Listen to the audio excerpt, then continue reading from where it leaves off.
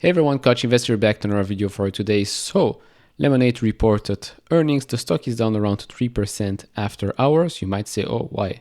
Was it a bad quarter? No, actually, they beat on the top and bottom line. So, again, quite a solid performance from LMND. Of course, still not profitable. Remember, last quarter, they did say that Q3 would be peak losses. So, we'll have to wait until Q4 to see if that actually is true.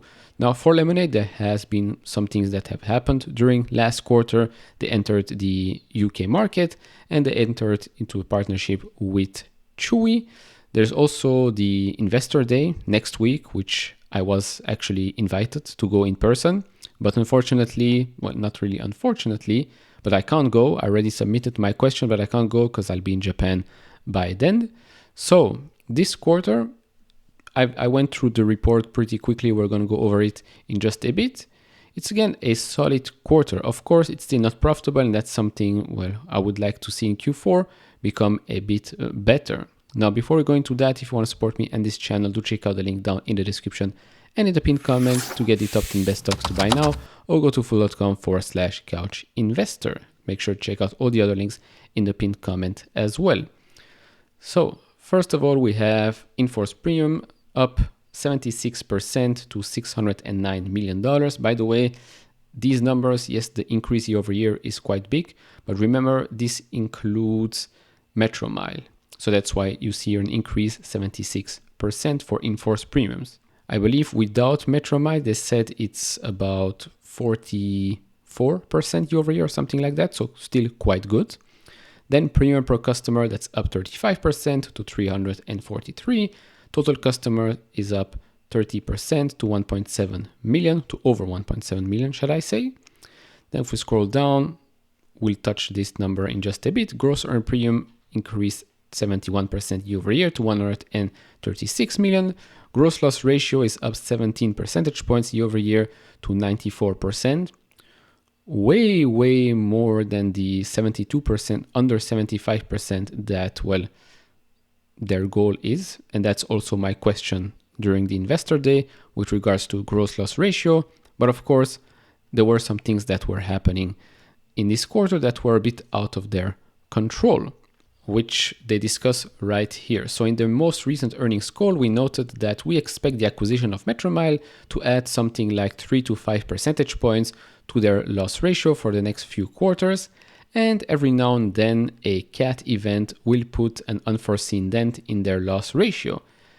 Indeed, completing the acquisition had the effect we'd foreseen, while Ian, the hurricane, the deadliest hurricane to hit Florida since 1935, added the unforeseen. Of course, we've seen that last year as well with the Texas freeze, but looking forward, we expect our loss ratio to continue the downward trajectory of recent quarters with occasional unforeseen, if short-lived, reversals.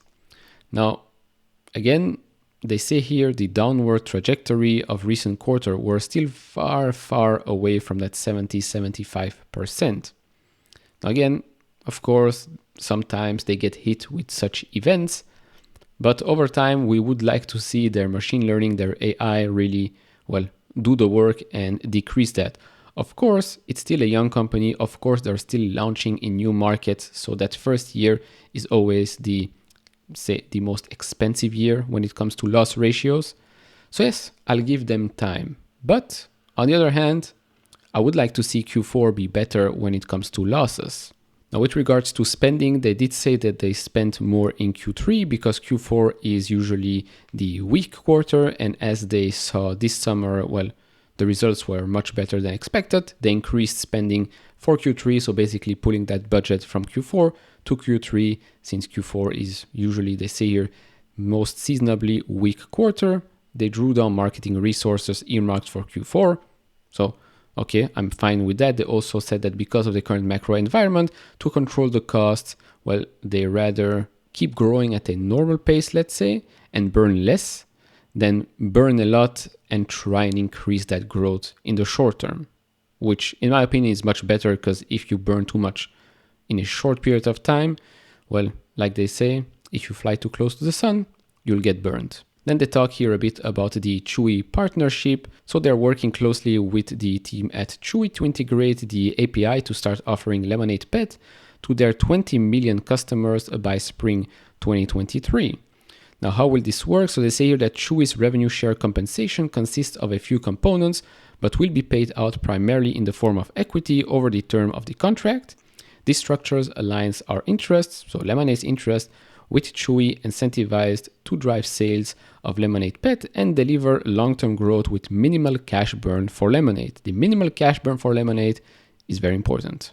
Then they talk a bit about the launch in the UK. So they launched contents insurance products similar to the renters products in the United States. Of course, the UK is an English-speaking market, so I believe it will be a bit easier. Of course, when you want the AIs, they say here the AI Maya and AI Jim, they wanted to speak the King's English, so there will have to be some changes there. But overall, since it's an English market, I do believe that the integration should be a bit faster than other markets.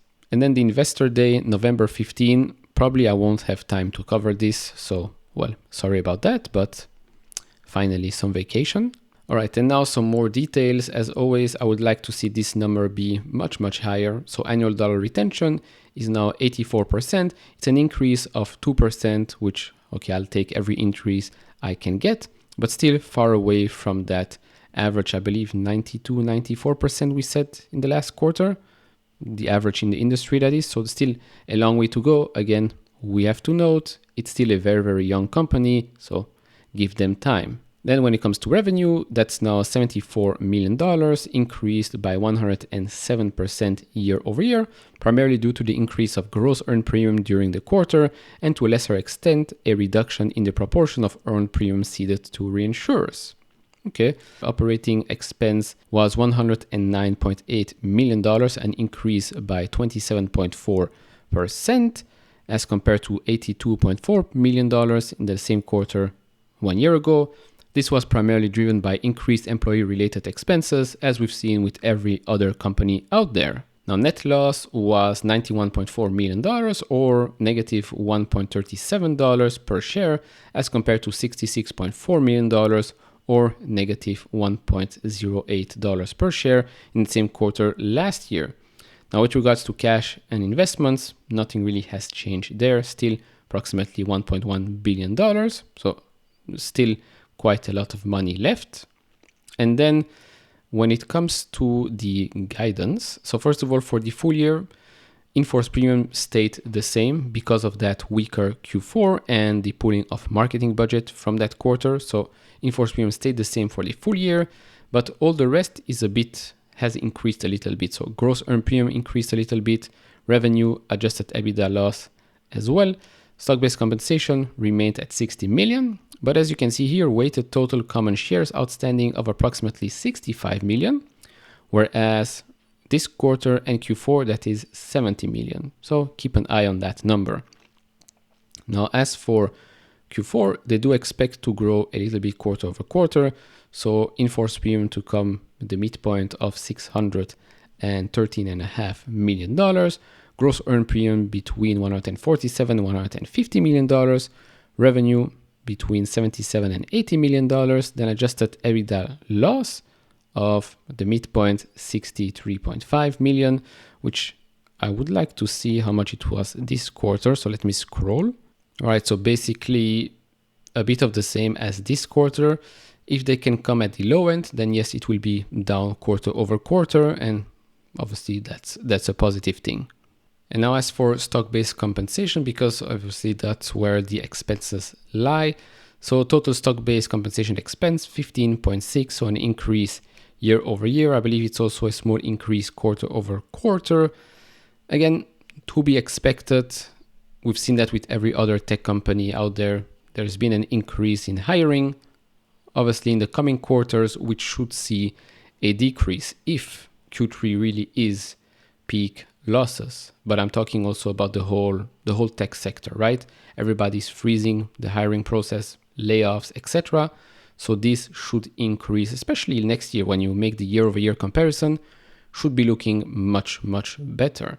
So what were my thoughts reading this report? Again, to me, it's a solid quarter for the company. There's still a lot of work ahead of it, but right now they're doing what they should be doing.